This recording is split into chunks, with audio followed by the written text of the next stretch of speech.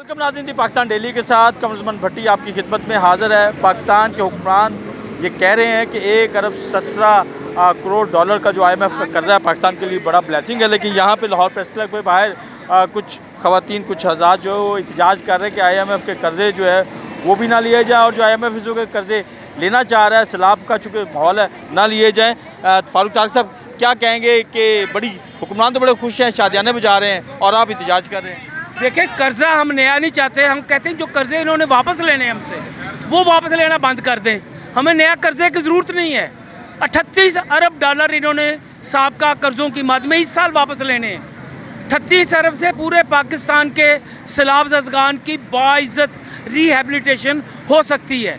हम यहाँ पर यह मुतालबा करने आए हैं साम्राज्यी इदारों से, आलमी इदारों से। पाकिस्तान की हुकूमत को हम नहीं कहते, हम साम्राज्यी इदारों को कहते हैं शर्म करो, ये कर्जे लेना बंद करो। पाकिस्तान का आधा बाहर बैठा हुआ है सड़कों पर। लोग जो हैं वो सैलाब की वजह से बेघर हो चुके हैं और आप पाकिस्तान से कर्जे वापस ले रहे हैं। ये मुखर किए जाए कर्जे, फिलहाल कर्जे मुखर नहीं, हम कहते ख़त्म किए जाएं। मुखर भी किए जाए, ख़त्म भी किए जाएं, चूँकि नया कर्जा तो शर्तों के साथ दे रहे हैं। जी, आप क्या कहेंगी कर्ज़ों के ऊपर आप एहतजाज कर रही हैं? हम कर्ज़ों पे इसलिए एहतजाज करें, इस वक्त पाकिस्तान की 70% आबादी डूब चुकी है पानी में और 700 से ज़्यादा माल मवेशी मर चुके हैं।